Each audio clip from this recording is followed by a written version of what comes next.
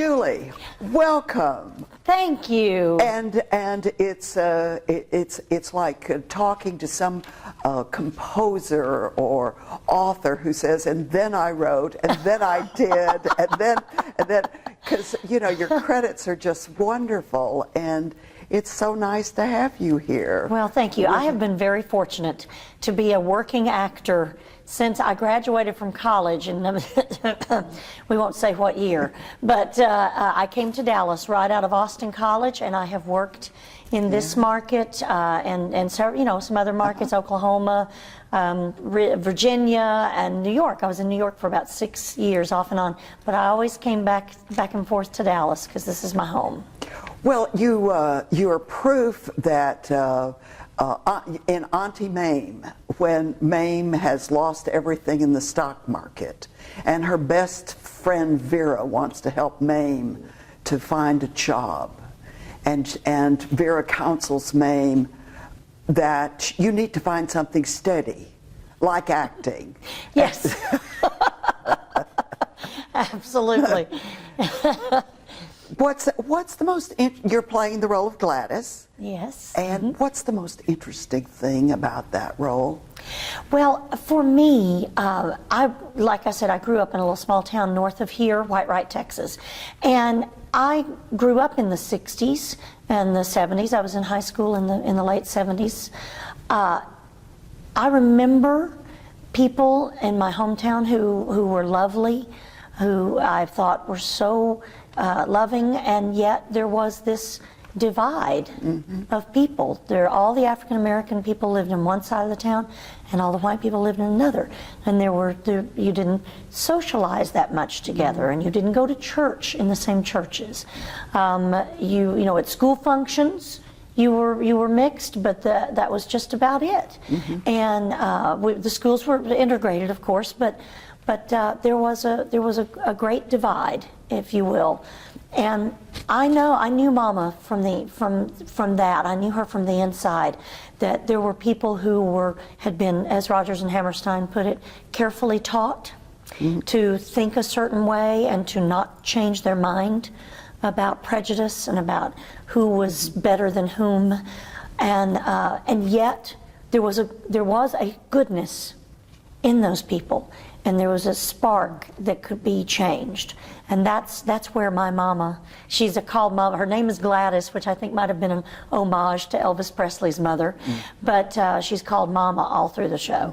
And she loves her son, Huey Calhoun, who is the DJ that's playing African American music on a white radio station for the first time. And what happens, first thing right after he started doing this, a brick flies through their window in the middle of the night with a message telling them that he needs to stop. And there was fear. There was so much fear at the time of repercussion for trying to change things, that the people who were on the front lines of that change were very brave, and a lot of people did not feel that they wanted to risk themselves and their homes or their jobs to step out. I'll just stay quiet. Was a lot of the attitude. And Mama reflects all of that, and then also has her epiphany, if you will, when she goes to an African American church service, and her heart is touched by the music and by the people, and by hearing a preacher preach the Bible with a different slant on it, a Bible that said we are all God's children. And she really does. She changes in the show and then gets to sing about it. Oh, yes. That's what I love about musicals, because there's so much real life in them, but at the end of all of it, you get to sing about it. Well, I've heard a clergyman say that 11 o'clock on Sundays is still the most segregated part of our society, even today. Yes. And for you to be a part of a family that's dramatizing this, is that the significance that warms your heart and keeps you energized about doing this show? Absolutely. You know, there are, and I love all the many genres of the genre of musical theater, because there's every subject matter known to man practically is covered by some wonderful musical. This is a musical that has all the elements, I like to think, of our everyday life. It has joy, it has sadness, it has a little bit of cruelty, it's people being cruel to each other, and it has people overcoming the strife and the oppression, and it has people laughing and dancing and loving and getting their hearts broken, and it's all in about 2 hours and 20 minutes. And you go and it's very historical. It's it doesn't hit you over the head with the lesson. It just gets you to sit back and think for a minute. That's right, things used to be like this, and we've come a long way, and we still have a long way to go. And when you have that message to present to people, along with amazing choreography by Sergio Trujillo, amazing young dancers who are out there just you know, giving themselves, giving their hearts, giving their muscles, giving their tendons, you know, and invigorating people and exciting people and reopening their minds, you know, and or reaffirming the good things that have happened. It's very, very emotional and very exciting, and I feel so fortunate and so blessed to be a part of this. How did you get the role? Well, that's a very fun story. Oh, good. I was at the Dallas Theater Center. We were in technical rehearsals for Cabaret. I played Fräulein Schneider in that production of Cabaret last spring, right about this time. I get a little chill when I think about it. And my agent called and said, they want to see you for the Mama in the First National Tour of Memphis. Would you be interested in touring? And I said, only if I can take my 13-year-old son with me on the road. I didn't know if they did that or not. Luckily they do.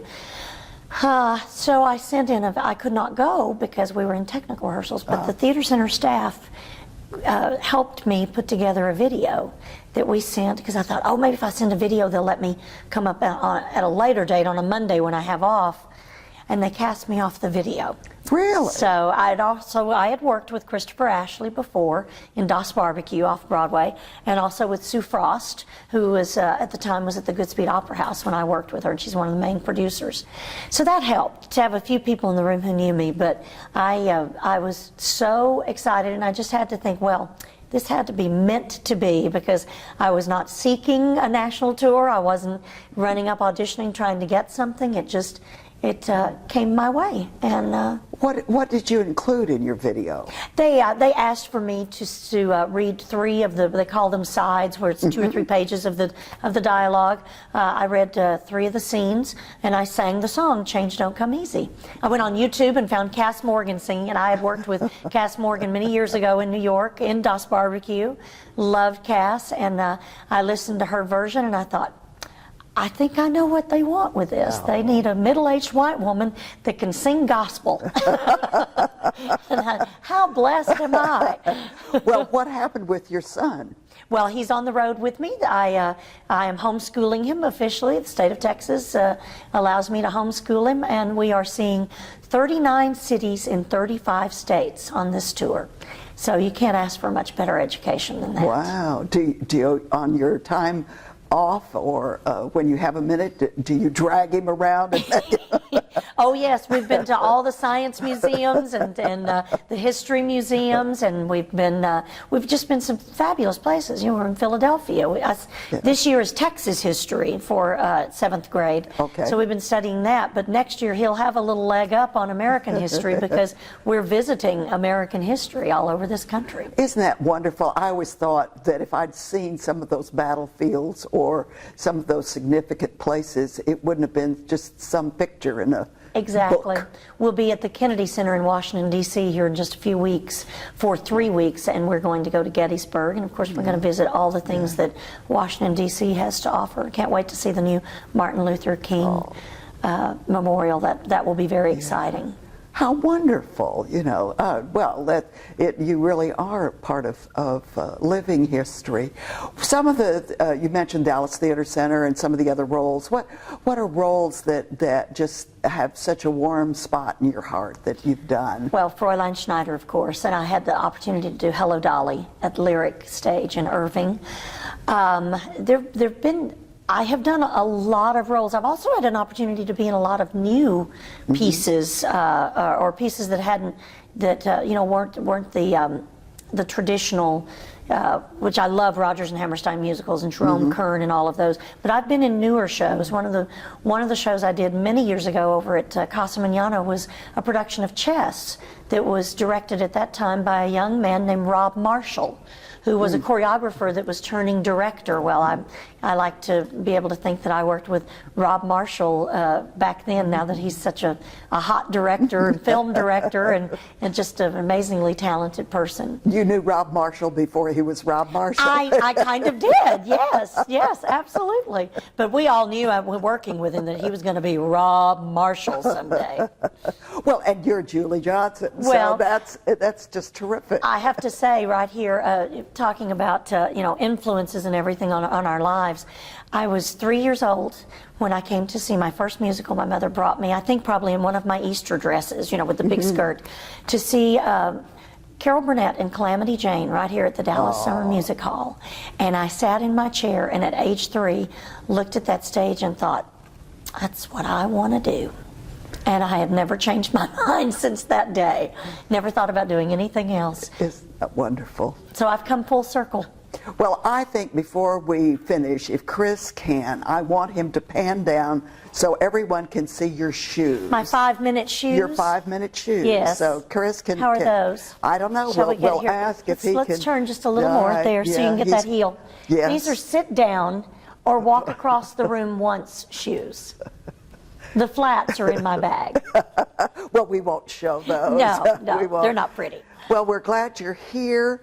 What are you looking forward to eating? Because everybody who comes to Texas has to have a favorite. Well, we have already had our share of brisket since we hit the ground and looked for good brisket barbecue, because I love the South, but all these people that think pig is barbecue, they just haven't had good beef brisket. And of course our Tex-Mex. I miss that more than anything. The good Tex-Mex restaurants that are here. So I hope there's some elastic in my costumes. Well, you'll enjoy it, and then you can fast and That's get right. back into That's right. Get on that treadmill. That's it. Thank you again, Julie, so Thank much. you.